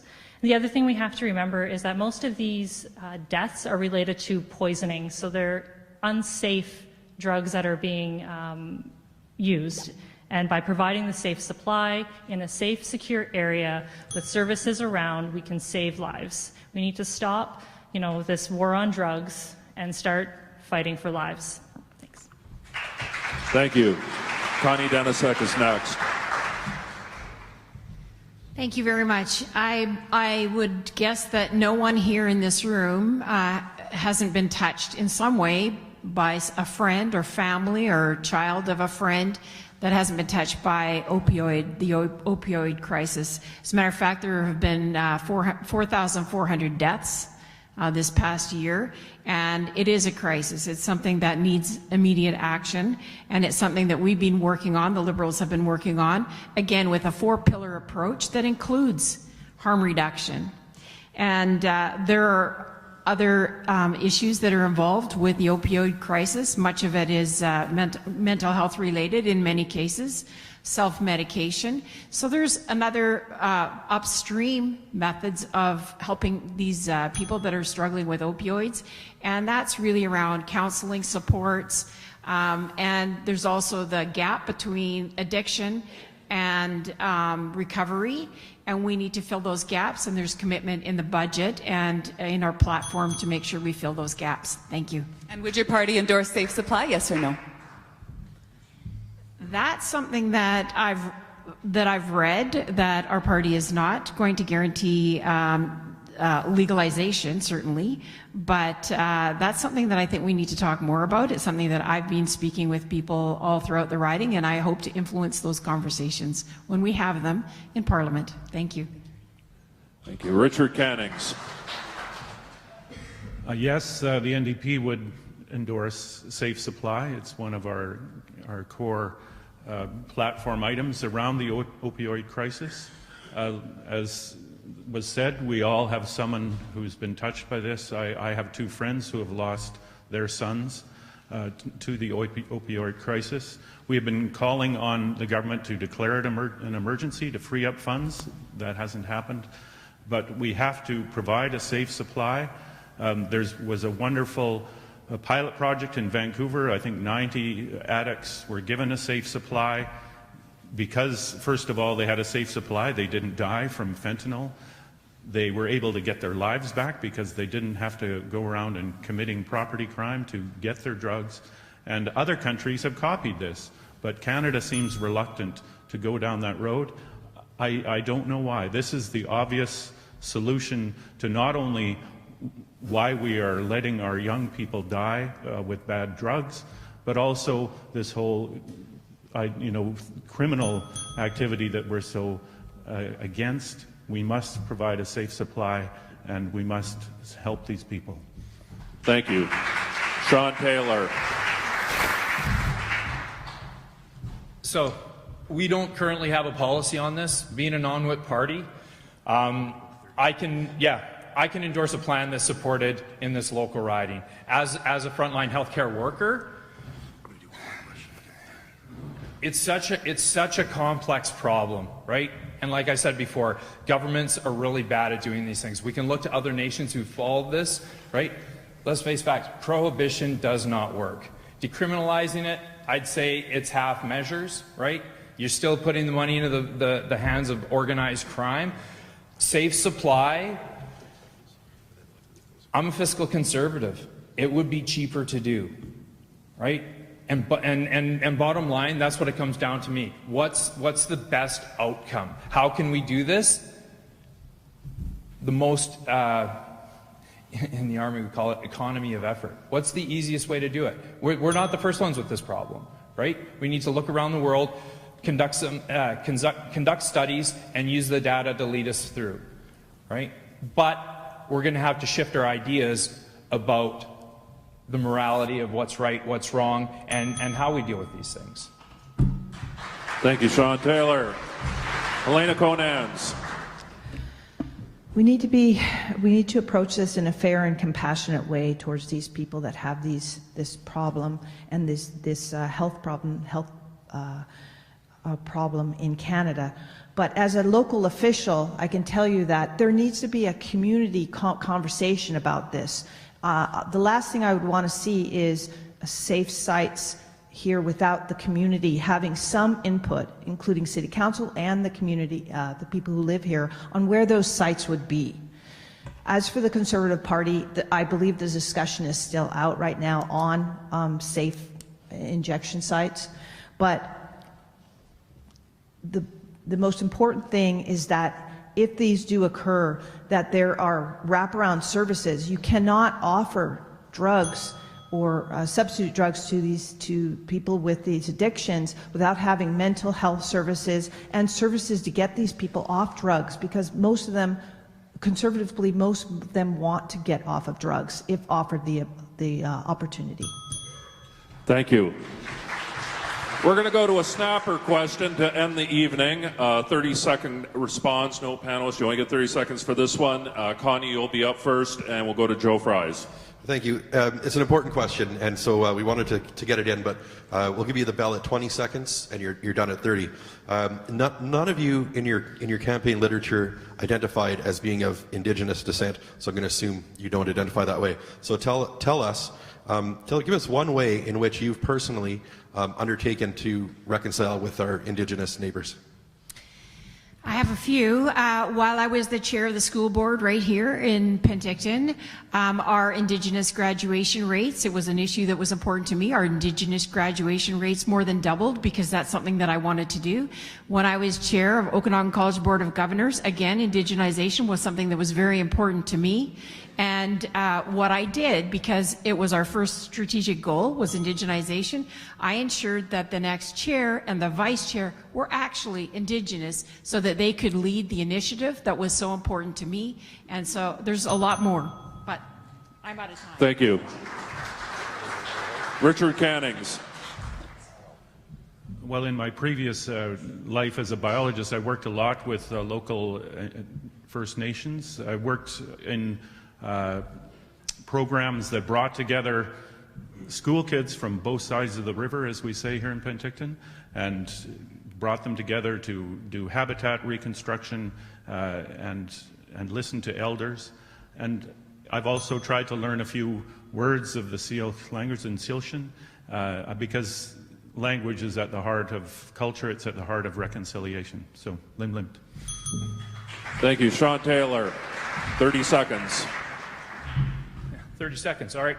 I've been thinking about this stuff since I was a young man, working as an EMT in Indigenous communities in northern Alberta. And the problems we face, I'm happy to say, we were asked a question earlier, and my answer was, I don't believe the open-mindedness or the political courage to address this problem exists in the political landscape today, including my own party. 2 days later, Max rolled out what I think is the best move forward in coming to an agreement and an understanding and bringing the Indigenous population into the fold. Thank you. Helena Conans. In working as a city councillor to help with economic development of the Penticton Indian Band 6 years ago, I flew with the band members and representatives from the band to speak with ministers in Victoria to advocate for the bridge that now goes across the channel to the Mazda dealership and will soon be an economic hub for the Penticton Indian Band. And I believe that the City Council has worked hard to help promote and to help the Penticton Indian Band further their economic development. Thank you. Tara Howes. I lived in Thompson, Manitoba, where I had the opportunity to learn quite a bit and work with a lot of the Cree organizations there.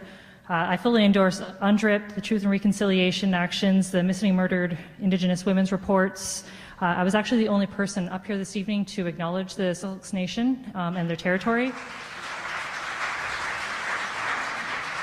Post-colonial theory with my master's is exactly that. It is understanding how colonization has impacted our Indigenous people and continues to impact them. Thank you. Before we go to our closing statements of 60 seconds each, a couple house cleaning items. Again, this is the Penticton Herald's All Candidates Forum. I know some of the audience members were perhaps disappointed that we didn't do an open mic or put questions in the hat. If your heart's content on that, please join the same 5 people tomorrow night in Oliver at the Frank Venables Theatre with 7 o'clock. My friends with the Asuyus Times are putting on a forum then, and they are doing an opposite forum to ours where you can write out the question and the moderator will ask it if it seems reasonable. So that's tomorrow night. Thank you again to our sponsors, South Okanagan Real Estate Board and the Penticton Lakeside Resort for this beautiful facility, and to my friend David Priste, who does so many outstanding things for this community. Thank you again for your hospitality.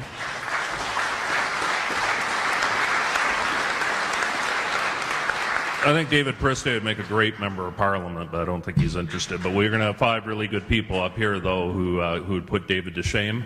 Thank you to my media panel. In the newspaper world, a lot of people think I'm the important guy, and I'm not, because you hear letters to the editor, which I see a lot of people that are regulars, but actually the structure is a pyramid, and it starts with the publisher, who's in charge of everything, and then it goes circulation is on the second tier, advertising manager, editor, and then below reporters, photographers, and that sort of thing. So she's not going to appreciate me telling you this, but the Penticton Herald, we promote local. Mr. Ed Kennedy is leaving to go to Victoria, and he's being replaced by our longtime circulation manager, who's doing our timing tonight, Shannon Huggard. So congratulations to Shannon, Penn High graduate. Yeah, so I'd see Mr. Snyder taught her or whatever, and Shannon's first order of business tomorrow morning is I believe she has to fire Joe Fries and myself. So, anyways, we're going to have our closing remarks. I would like to say you hear a lot about daily and weekly newspapers and the death of print media. Well, they're going to have to take me out at gunpoint because I will fight to keep this thing going forever. And I thank anyone that subscribes or picks it up for free or reads it online, borrows it from the neighbors, takes a subscription. I appreciate each and every person that supports our product. I love you very much, and thank you.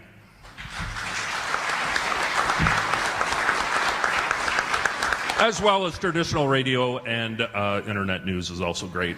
Okay, we're going to go backwards tonight. I thought those were like amazing questions and amazing answers. So she drew the card to speak last, so she gets to go first this time. So with a 60-second farewell address, our Liberal candidate, one last time, show some love for Connie Denisek. Thank you very much. I believe that government has a role in making people's lives better. I've spent my life in leadership and recently completed my master's in leadership at Royal Roads University. I have the courage to care, and I've earned the reputation as a tough advocate and trusted leader. I'm ready to be your champion in Ottawa. Thank you very much for being here this evening, and thank you, James and the team. Thank you. He drew the fourth card, so he's going to speak second. Our NDP candidate, put your hands together for Mr. Richard Cannings. You know, people are telling me that they're looking for a better way of doing politics, a party that would put people first instead of big corporations, a government that would work across party lines to tackle climate change. And the NDP is that party. We'll stand up to big telecom companies to lower cell phone and internet charges.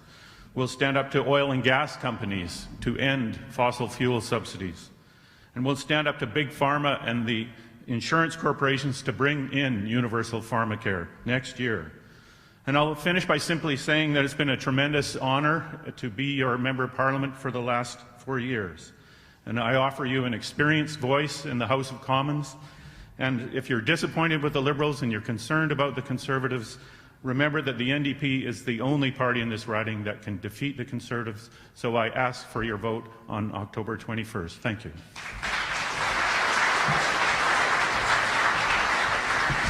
All right, giving up her 60-second wrap-up address. Again, put your hands together for our Green candidate, Tara Howes.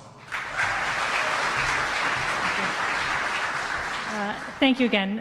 Last night we actually had our first debate in the small town of Silverton up the valley, and there was comments that there are only 3 parties running right now, and those are your only 3 options. It's this exact perversion of democracy that is being perpetuated for the reason I'm standing here. There's clearly 5 of us up here, and there's also independents on this ballot. Across this riding, I have heard that people are truly ready for meaningful change. It's change for themselves, their children, and their grandchildren. I believe that the people in this riding are ready, and I believe that people in this room are ready to stand up against the politics of fear and division that we have been seeing. This October, I want you to vote for something, not against it. Miigwech. Thank you. Closing remarks for one final time at the microphone. We have our Conservative candidate, Helena Conans. Canadians are under pressure. I'm hearing it at the doors. They're worried about their future and they're looking for help. If re-elected, Trudeau will continue tax increases, further scandals, and increase debt, and this will consume public services. The NDP have said that they will support a Trudeau minority government.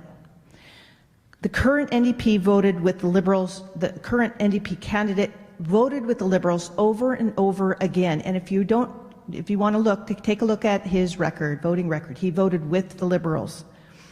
Raising taxes, racking up debt, making life more unaffordable. The NDP and the Liberals, this is the NDP and the Liberals' plan. A Conservative government will lower taxes and make sure you have more money in your pocket. I'm running to champion the South Okanagan, West Kootenay riding, to champion you. You know I have the energy to do this. This is a big riding. Let's get ahead.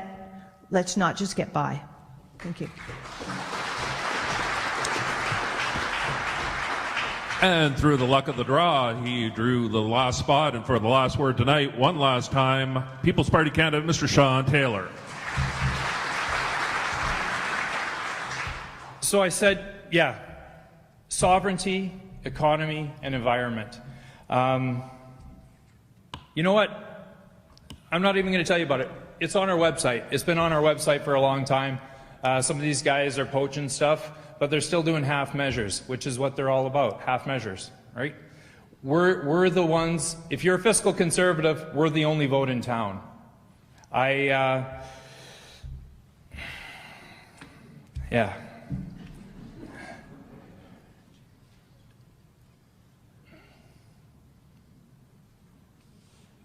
Something's going on. Something's going on here, and I want to stop. I want to turn it around. I think we've got a great nation. With a few course corrections, we could get back on track. Something's shifted, and I don't know what it is. You know, I've been looking, conversations with my daughter. Something's changed. I think we got a great country, right? We got to protect it. Okay, 60 seconds extra. Go ahead. Perfect.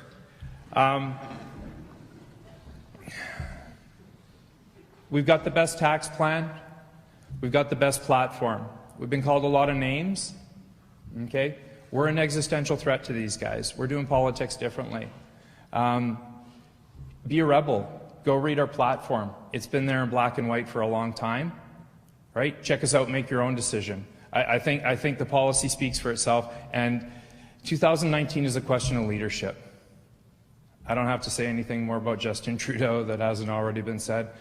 Andrew Scheer, I wouldn't choose him to lead me in song, let alone our nation. I don't know how we got here. I don't know what happened. I feel shame for not paying attention until recently, you know, but I think we got a chance to do something different here. Like I said, people are going to be surprised. Come October 21st, you're going to be surprised.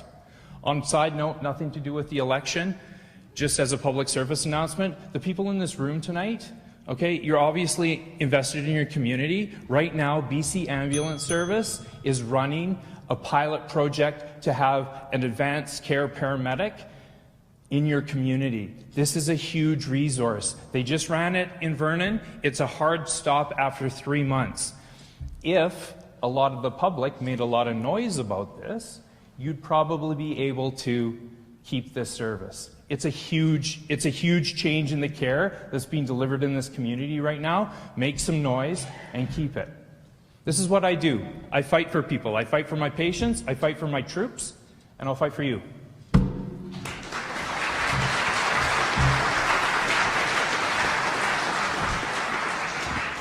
Thank you. A few closing remarks. Thank you, audience members, for lasting 2 hours and 5 minutes. Our Media All-Stars stand-up team, Sarah Penton, Joe Fries, Colin Dacre.